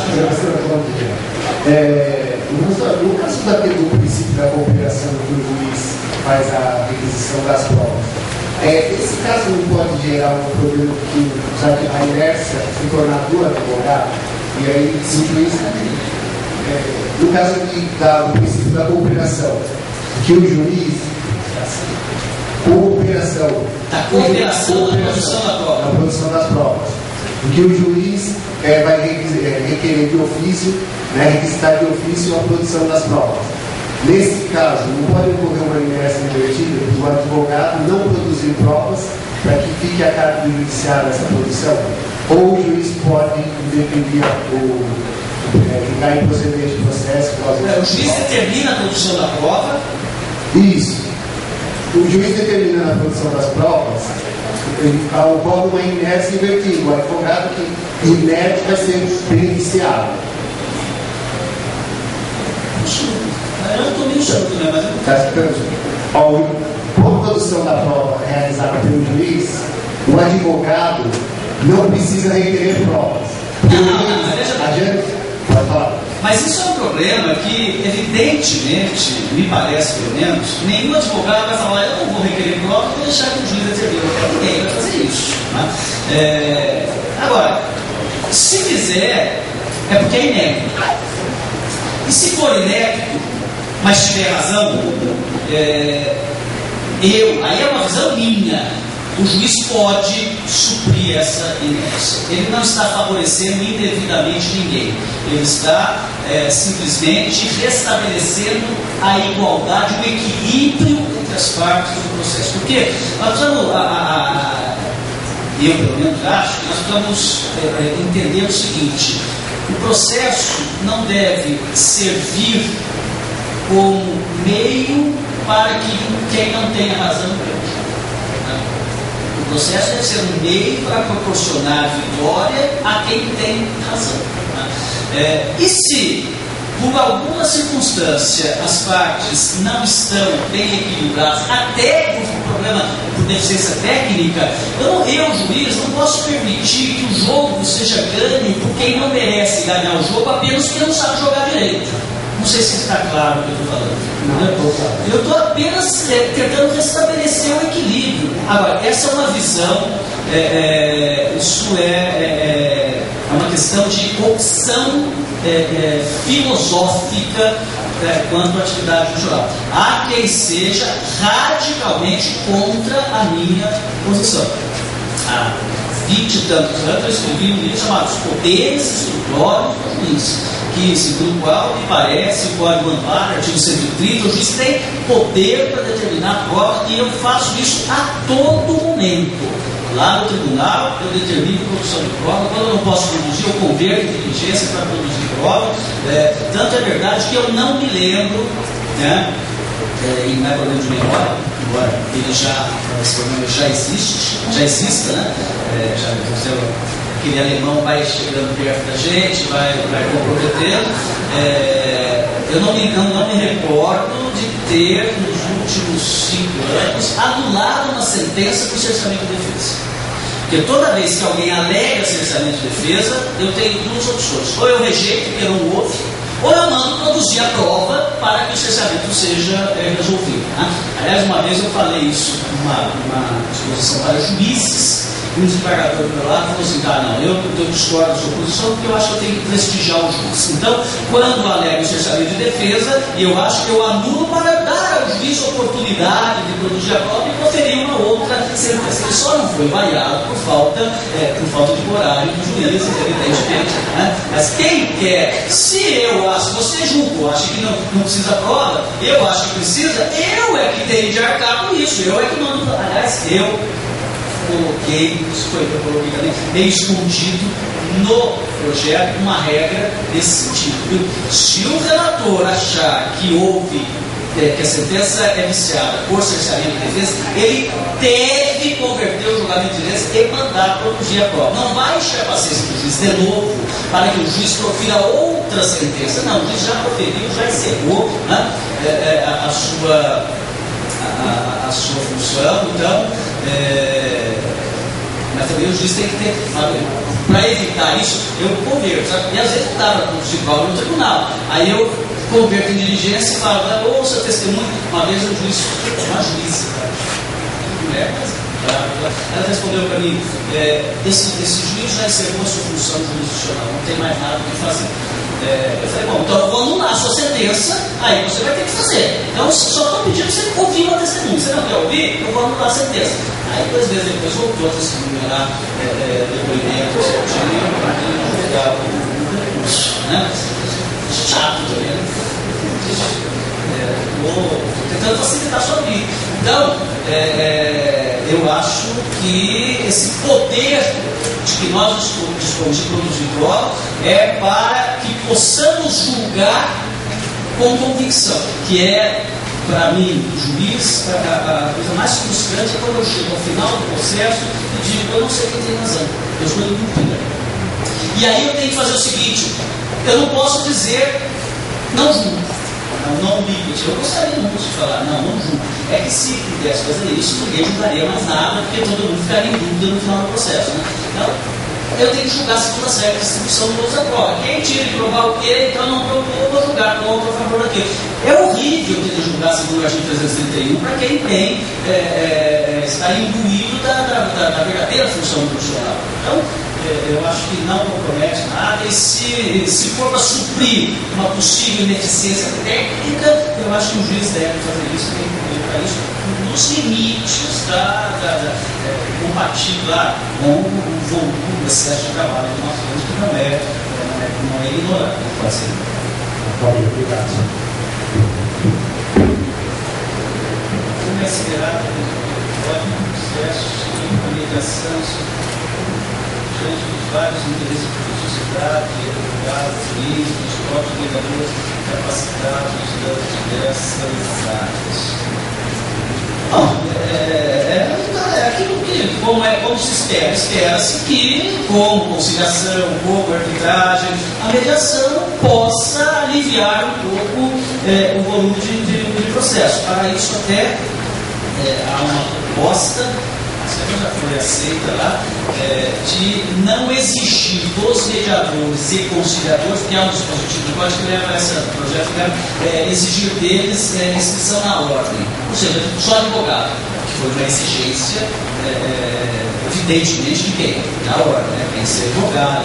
Mas a jurada está combatendo muito isso, não é, isso é uma, segundo eles, eu não quero entrar nessa uma reserva de mercado, tá? Não, pode ser, se o problema for uma conciliação entre pai e filho, entre marido e mulher, tá? Não precisa ser advogado, talvez um psicólogo, né? Se for, ou então, dependendo do marido, dependendo da mulher, um psiquiatra, mas um advogado não precisa ser advogado necessariamente. Agora, é uma esperança, eu espero que não seja um segundo casamento, mas é uma esperança de que haja a mediação possa surtir esse resultado que nós esperamos.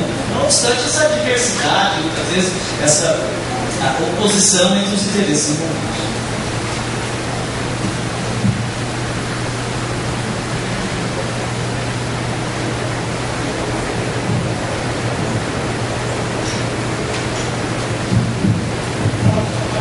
Cumprimentos ao professor, a mesa, tá?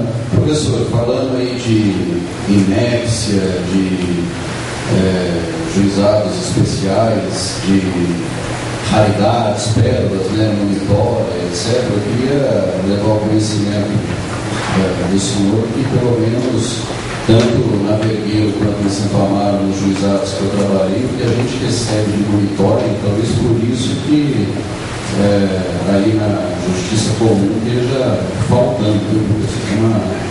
Recebe muita monitora? Muita monitora, impressionante, viu?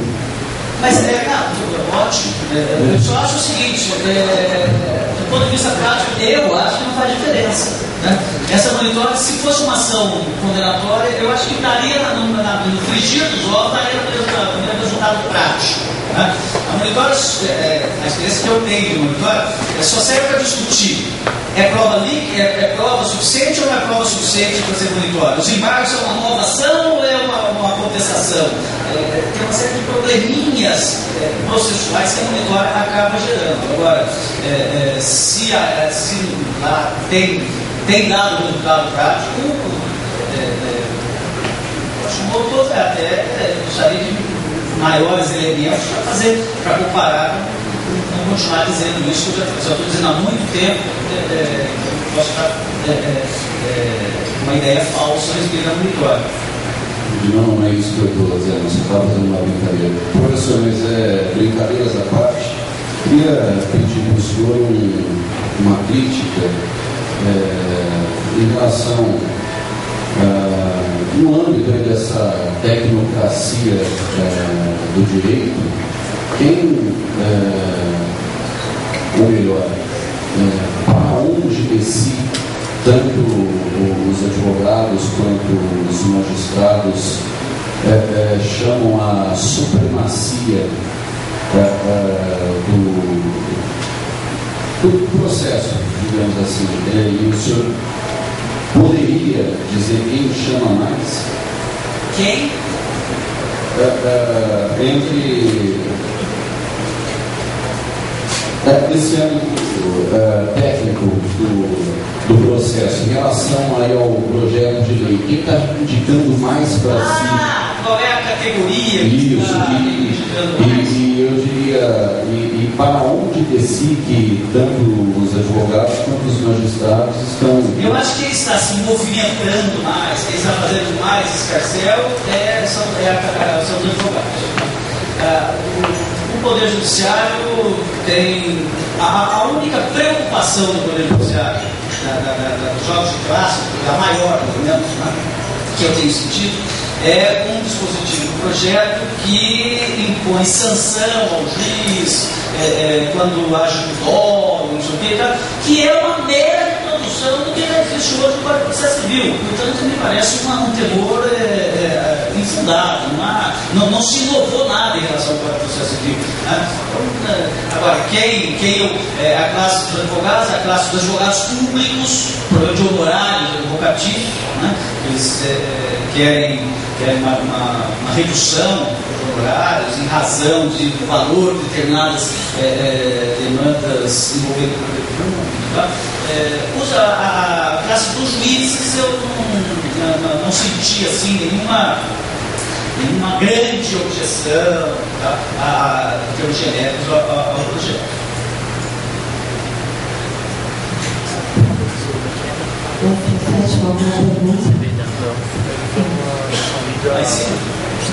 Professor, com relação à alteração, o senhor havia comentado do efeito suspensivo que não teria mais aquela regra. Não seria, por exemplo, o juiz que iria definir o efeito suspensivo ou não de acordo com o Código de Processo Civil. Essa alteração passa para o relator a responsabilidade de se tem ou não efeito suspensivo, não pode causar um certo aumento de processo criminal.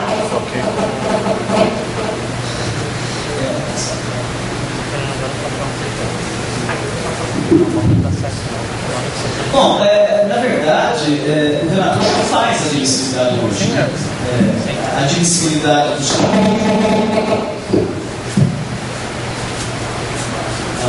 A admissibilidade dos recursos, a apelação, por exemplo, ela se sujeita a 3 juízos: juiz de primeiro grau, relator e órgão colegiado.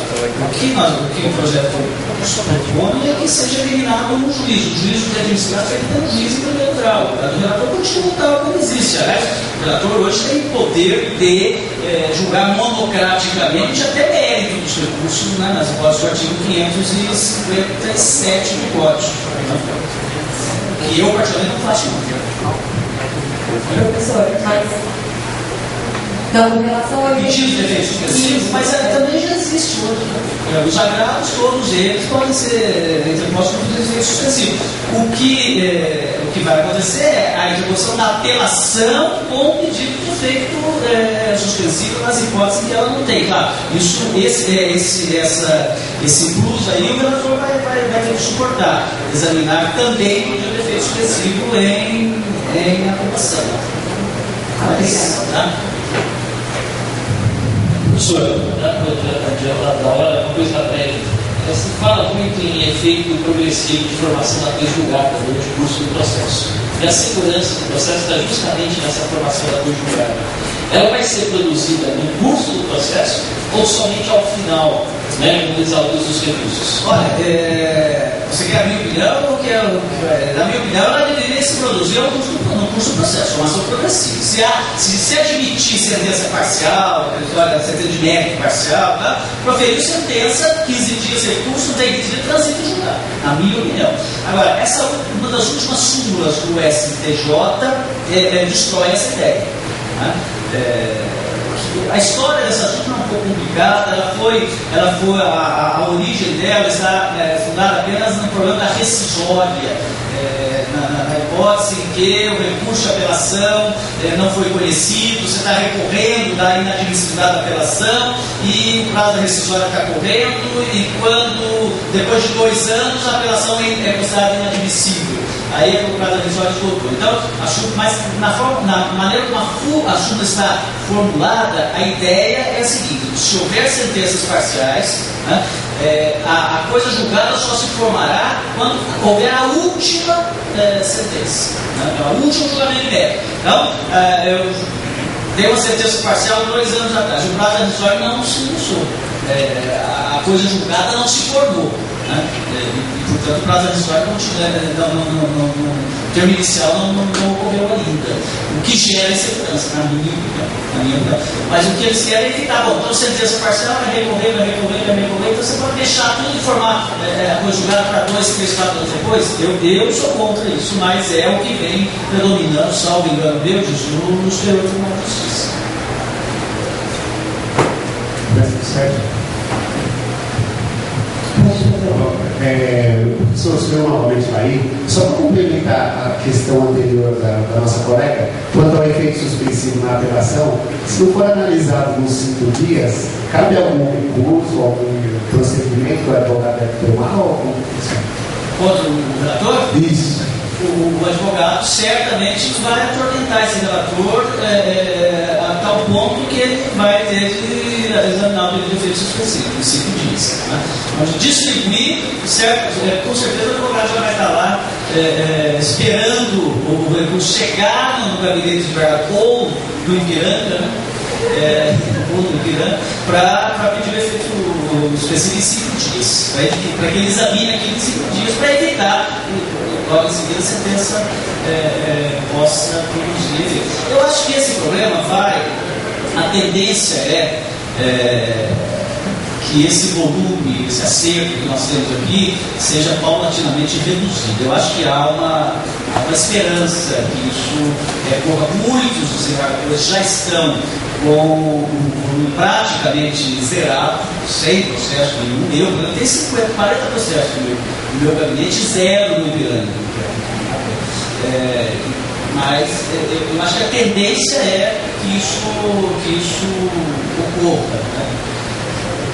E aí o problema vai acabar. Ele vai ser distribuído imediatamente, vai examinar aquilo no prazo de 5 dias. Eu tinha proposto 15, mas resolveram baixar para 5.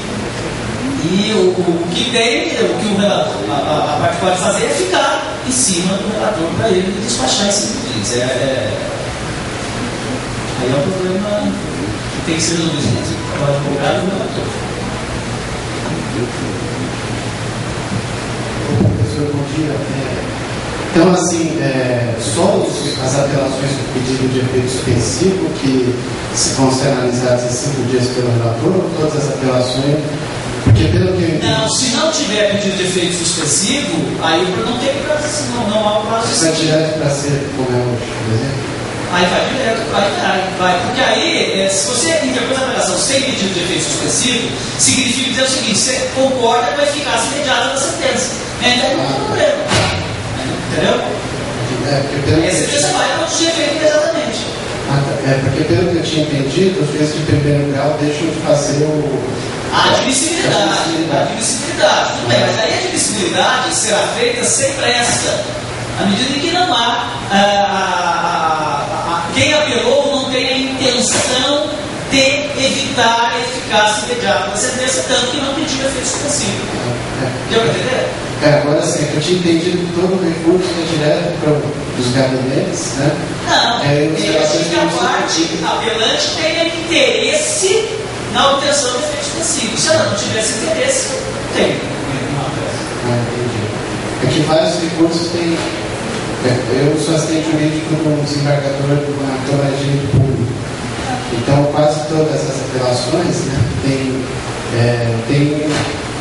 vira e mexe a parte até agrava, né, da decisão do juiz que quando dá admissibilidade do recurso. Agrava. Então, assim, a maioria dos agravos. Por isso que eu estou indo até contra a filosofia, do artigo 57, mas eu raramente dou decisão monocrática.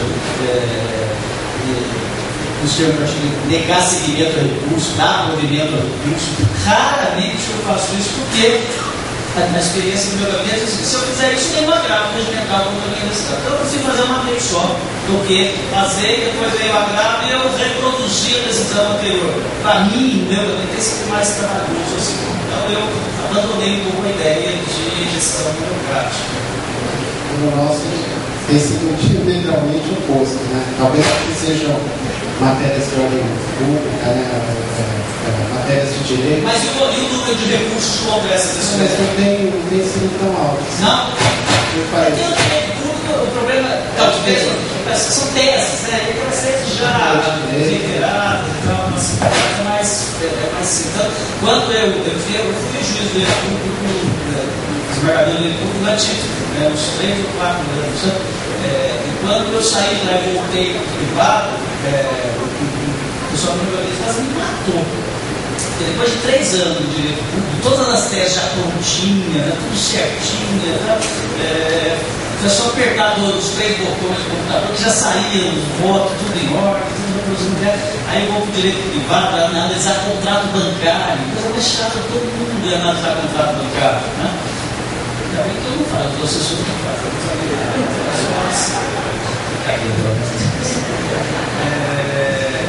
Então, mas no público é mais fácil você adotar essas coisas não burocráticas. Não.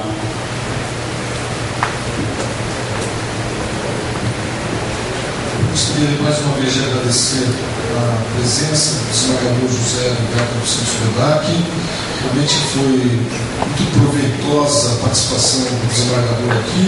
Tenho certeza que todos gostaram, até por conta das perguntas e tudo mais, e a visão ampla do projeto do novo Código de Processo Civil. E quero convidá-los mais uma vez para a nossa aula no dia 19 de próxima semana. O tema Responsabilidade Civil e Questões Práticas, aula com o doutor Rogério Marrone de Castro Sampaio, juiz aqui da 27ª Vara Civil. Aqueles que não fizeram inscrição, nós temos algumas vagas remanescentes que ampliamos um pouquinho os nossos auditórios. E, portanto, considerando aí alguns que desistiram, temos algumas vagas, poucas vagas, para aqueles que quiserem poderão se inscrever, corram, porque são poucas vagas de fato. Muito obrigado, uma boa tarde, bom feriado a todos e até semana que vem.